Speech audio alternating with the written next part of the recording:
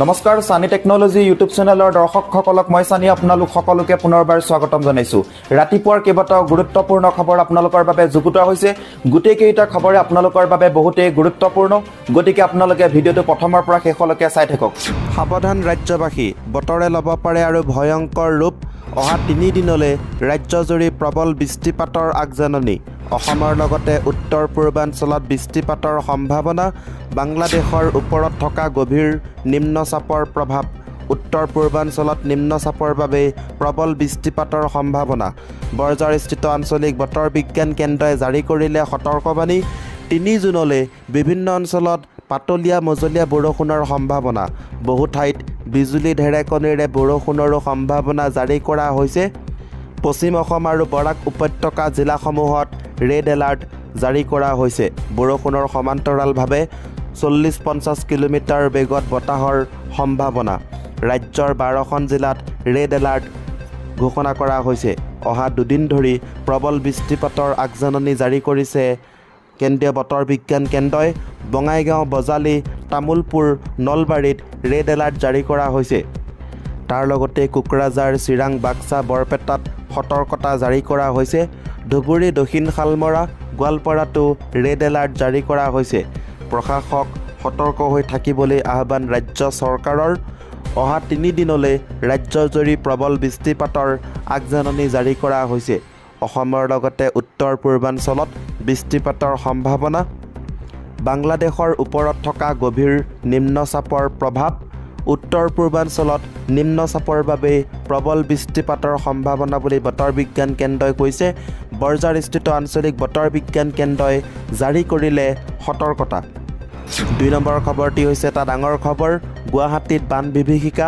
ভূমিস্খলনত শিশু মহিলাসহ 5 জনৰ মৃত্যু হৈছে। গুৱাহাটীত ভয়ংকৰ পৰিস্থিতি হৈছে, যিহেতু আপোনালোকে সকলোৱে দেখিছে এনিটাইম বৰষুণ হৈ আছে। তাৰ লগতে আকৌ এইবাৰ ভূমিস্খলনত শিশু আৰু মহিলাসহ 5জনকৈ মানুহৰ মৃত্যু হৈছে গুৱাহাটী জিলাত।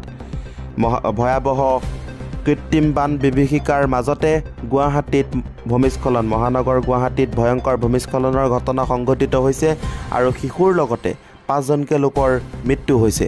ভয়ংকৰ ভূমিস্খলনত এতিয়ালৈকে প্ৰাণ হেৰুৱালে প্ৰায় 5জনে। মালিগাঁৱত 1জন, দতালপাৰাত 1জন আৰু বুন্দাত 3জনৰ মৃত্যু হৈছে। বুন্দাৰ চপাইডঙৰ দৈমাগুৰিত মাতৃসহ 2 শিশুৰ কৰুণ মৃত্যু হৈছে। এক ভয়ংকৰ খবৰ এই মুহূৰ্তত দি আছোঁ। মৃত্যু মাতৃকন্যা পুনম গোস্বামী আৰু নীলাক্ষী গোস্বামীৰ। ভয়ংকৰ ভূমিস্খলনত মম্পী বড়োৰ কন্যা ৰঞ্জিতা বড়োৰ মৃত্যু হৈছে।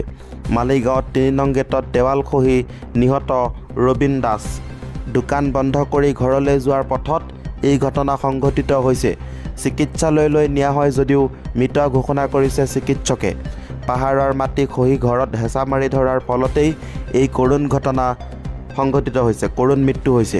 মাটি খান্দি মৃতদেহ উদ্ধাৰ কৰি GMCHলৈ প্ৰেৰণ কৰে আৰক্ষীয়ে। নীলাচল পাহাৰ, আদিংগিৰি, খাৰঘুলি, নুনমাটিতো ভূমিস্খলন হৈছে। 50ৰো অধিক স্থানত ভয়াৱহ ভূমিস্খলনৰ ঘটনা সংঘটিত হৈছে। এতিয়াও অপৰিৱৰ্তিত ৰূপত গুৱাহাটীৰ বান বিভীষিকা। যোৰাবাটতো কৃত্ৰিম বানৰ লগতে ভয়ংকৰ ভূমিস্খলন। পথৰ কাষৰ দোকানৰ ওপৰত খহি পৰিল পাহাৰৰ শিল আৰু মাটি। আপোনালোকে বহুদিনৰ পৰা ভাবি আছে নেকি যে ব্যৱসায় এটা কৰিম বুলি? যদি আপোনালোকে কম টকাত এটা ভাল ব্যৱসায় কৰোঁ বুলি ভাবিছে, তেনেহ'লে এই ভিডিঅ'টোৰ ডেছক্ৰিপশ্যনৰ তলতে এটা ইউটিউব চেনেলৰ লিংক দিয়া হৈছে, সান্নি বিজনেছ আইডিয়াছ। আপোনালোকে দেখিবলৈ পাৰিছে বা ইউটিউবত আপোনালোকে এনেদৰে চাৰ্চ কৰিলেও আহি যাব SUNNYBUSINESSIDEAS এইবুলি এনেকৈ চাৰ্চ কৰিব বা ডেছক্ৰিপশ্যনত লিংকটো দিয়া হৈছে। আহিলে আপোনালোকে ইয়াতে সকলো ধৰণৰ আপোনালোকে ব্যৱসায় আইডিয়াৰ লগতে বিভিন্ন ধৰণৰ আপোনালোকে ভিডিঅ'সমূহ পাই থাকিব যে অসমত নথকা নতুন ব্যৱসায় কিনো ব্যৱসায়। এনেধৰণৰ মানে আপোনালোকে যদি ব্যৱসায় কৰোঁ বুলি ভাবিছে, এইটো এটা ভিডিঅ'। অসমত কোনেও নকৰা নতুন ব্যৱসায়, প্ৰতিমাহে বিক্ৰী 5 লাখৰো অধিক। এনেদৰে যদি আপোনালোকে কম টকাত মাত্ৰ 3000 টকা 5000 টকাত যদি কিবা ব্যৱসায় কৰোঁ বুলি ভাবিছে অসমত নথকা, কেনেদৰে কৰিবলৈ পাৰিব সকলোখিনি আপডেট এই চেনেলটোত দিয়া হৈছে।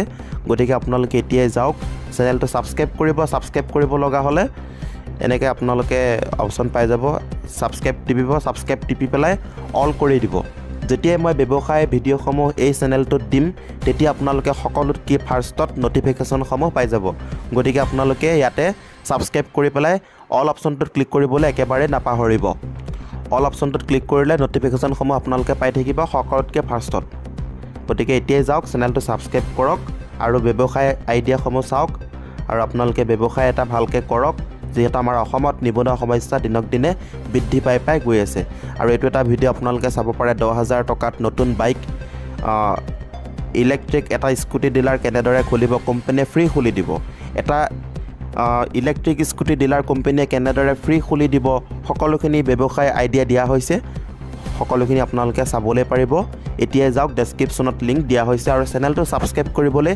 একেবাৰে নাপাহৰিব যেতিয়াই মই নতুন ব্যৱসায় আইডিয়াসমূহ দিম তেতিয়া আপোনালোকে সকলোতকৈ ফাৰ্ষ্টত নটিফিকেশ্যনসমূহ পাই যাব এনেকৈ ছাবস্ক্ৰাইব কৰি অল অপশ্যনটোত ক্লিক কৰিবলৈ একেবাৰে নাপাহৰিব 3 নম্বৰ খবৰটি হৈছে কাৰেণ্ট নাই অন্ধকাৰত ৰাজ্যৰ 9 লাখ লোক আজিও কাৰেণ্ট নাই কাইলৈ কাৰেণ্ট নাহে জৰুৰী কাম নাথাকিলে ঘৰৰ পৰা নোলাব ৰাজ্যত ভয়াৱহ পৰিস্থিতি অন্ধকাৰত ৰাজ্যৰ 9 লাখ লোক আপোনালোকে সকলোৱে তলৰ কমেণ্ট বক্সত এটা কমেণ্ট কৰক যে আপোনালোকৰ জিলাত বা আপোনালোকৰ ঘৰত কাৰেণ্ট আছে নে নাই তলৰ কমেণ্ট বক্সত সকলোৱে এটা কমেণ্ট কৰিবলৈ নাপাহৰিব 9 লাখ পৰিয়াল বিদ্যুৎ কৰ্তন কৰা হৈছে ভয়াৱহ বান পৰিস্থিতি দুৰ্যোগৰ মাজতেই অন্ধকাৰত বুৰ গৈছে ৰাজ্য বিগত 48 ঘণ্টা ধৰি নাই কাৰেণ্ট আজিও কাৰেণ্ট নাই কাইলৈও কাৰেণ্ট নাহে মম জ্বলাই থাকিবলগীয়া হৈছে হাজাৰ হাজাৰ পৰিয়াল জৰুৰী কাম নাথাকিলে ঘৰৰ পৰা নোলাব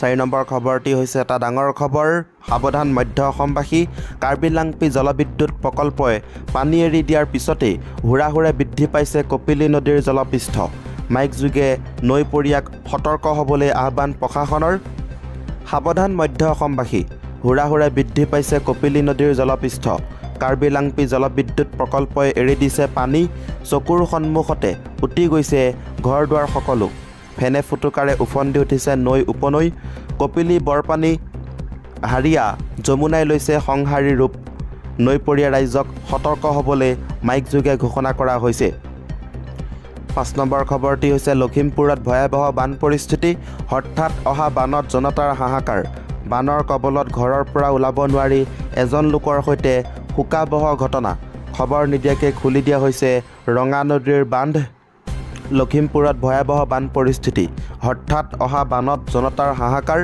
বানৰ কবলত পৰি এজন লোকে হেৰুৱাইছে প্ৰাণ চকুৰ সন্মুখতে উটি গৈছে ঘৰ দুৱাৰ সকলো নিপকুৱে ৰঙা নদী বান্ধত এৰিছে 3750 এম পানী নিশা 1 নং ডিজু পথাৰ 5 নৈত হাহাকাৰ পৰিস্থিতি বহুমৰা কিমিন সংযোগী পথ পানীৰ তলত নিৰাপদ দূৰত্বলৈ বানপীড়িত জনতা লখিমপুৰত ভয়াৱহ বান পৰিস্থিতি 6 নম্বৰ খবৰটি হৈছে এটা ডাঙৰ খবৰ ভূমিকম্পৰ বিষয়ে বাবা ভাংগাৰ ভৱিষ্যতবাণী সঁচা হৈছেনে আৰু তেওঁ কি আগতে কৈছিল বা আগন্তুক দিনত ভূমিকম্প আহিব নেকি বিজ্ঞানীসকলে কি কয় বা বাবা ভাংগাই কি কৈ থৈ গৈছিলে এই মুহূৰ্তত আহি পৰিছে এটা ডাঙৰ খবৰ ম্যানমাৰ থাইলেণ্ড আৰু অন্যান্য বৃহৎ অঞ্চলত এক শক্তিশালী ভূমিকম্পই কঁপাইছিল ৰিখটাৰ স্কেলত এই ভূমিকম্পৰ গতি 7.7 এনে পৰিস্থিতিত বুলগেৰিয়াৰ দৰ্শক বাবা ভাংগাৰৰ ভৱিষ্যতবাণীৰ কথা বহু লোকৰ মনত পৰে 2025 চনৰ বাবে তেওঁৰ কি ভৱিষ্যতবাণী আছিল প্ৰাকৃতিক দুৰ্যোগৰ বিষয়ে তেওঁ কি ক'লে আপোনালোকক সম্পূৰ্ণ সবিশেষ এই মুহূৰ্তত জনাব লৈছোঁ যিহেতু আগন্তুক দিনত ভূমিকম্প আহিব নেকি প্ৰথমতে জনাব লৈছোঁ বাবা ভাংগা কোন বালকনৰ নষ্টাডামাছ নামেৰে পৰিচিত বাবা ভাংগা আচলতে বুলগেৰিয়াৰ বাসিন্দা আছিলে 12 বছৰ বয়সত ধুমুহাত তেওঁৰ দৃষ্টিশক্তি হেৰুৱাই পেলালে অতি কম বয়সতে তেওঁ এক ভয়ংকৰ ঘটনাৰ সন্মুখীন হ'বলগীয়া হয় কোৱা হয় যে তেতিয়াৰ পৰাই তেওঁৰ অবিশ্বাস্য শক্তি আছে তেওঁ ভৱিষ্যত চাব পাৰিছিল বাবা ভাংগাৰ ভৱিষ্যতবাণী 1996 চনত বাবা ভাংগাৰৰ মৃত্যু হয় বাবা ভাংগাৰে জীৱনকালত কেইবাটাও ভৱিষ্যতবাণী বাস্তৱায়িত কৰিছিল বুলি কোৱা হয় বাবা ভাংগাৰৰ কিছুমান বিখ্যাত ভৱিষ্যতবাণীৰ ভিতৰত 9/11ৰ আক্ৰমণ চেৰনোবিল দুৰ্যোগ আৰু বহুতো ঘটনা ইফালে বাবা ভাংগাৰৰো 2025 বৰ্ষৰ বাবে কেইবাটাও ভৱিষ্যতবাণী আছে প্ৰাকৃতিক দুৰ্যোগো তাৰ ভিতৰত অন্যতম সেই ভৱিষ্যতবাণীত কি কোৱা হৈছিল 2025 চনৰ বাবা ভাংগাৰৰ ভৱিষ্যতবাণী বাবা ভাংগাৰৰ ভৱিষ্যতবাণীত 2025 চনৰ গোটেই বছৰটোত ভয়াৱহ ভূমিকম্প আৰু প্ৰাকৃতিক দুৰ্যোগৰ কথা সন্নিৱিষ্ট কৰা হৈছে। ইয়াৰ দ্বাৰা মানৱ সমাজত ভয়াৱহ প্ৰভাৱ পৰিব বুলি তেওঁ ভৱিষ্যতবাণী কৰিছিল। ইফালে 2025 চনৰ আৰম্ভণিৰ পৰাই সৰু বৰ বিভিন্ন প্ৰাকৃতিক দুৰ্যোগৰ খবৰ আহিছে। দেখা গৈছে যে ভাৰতকে ধৰি বিশ্বৰ বিভিন্ন প্ৰান্তত ভূমিকম্প সংঘটিত হৈ আছে। প্ৰশ্ন হৈয়ে আছে, বাবা ভাংগাৰৰ ভৱিষ্যতবাণী সঁচা হৈছেনে? বাবা ভাংগাৰ ভৱিষ্যতবাণীত এইটো কোৱা হৈছে যে বিশ্বৰ বিভিন্ন দিশত ৰাছিয়াৰ ৰাষ্ট্ৰপতি ভ্লাদিমিৰ পুটিনৰ গুৰুত্বপূৰ্ণ ভূমিকা থাকিব। বহু বাতৰিত দাবী কৰা হৈছে যে ইউক্ৰেইন যুদ্ধত ৰাছিয়াই নিজৰ আধিপত্য বজাই ৰাখিব, ইউৰোপ বেগ ভৰিত যাব।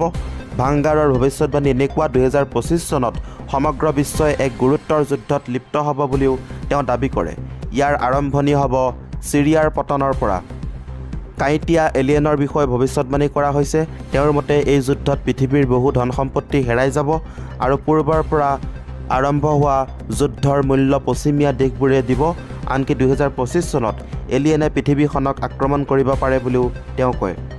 আজিৰ এই ভিডিঅ'টোৰ মাধ্যমেৰে আপোনালোকক কেইবাটাও গুৰুত্বপূৰ্ণ খবৰ দিব চেষ্টা কৰিলোঁ। যদি খবৰকেইটা শুনি ভাল লাগিছে, ভিডিঅ'টো লাইক শ্বেয়াৰ সকলোখিনি কৰিব। ধন্যবাদ।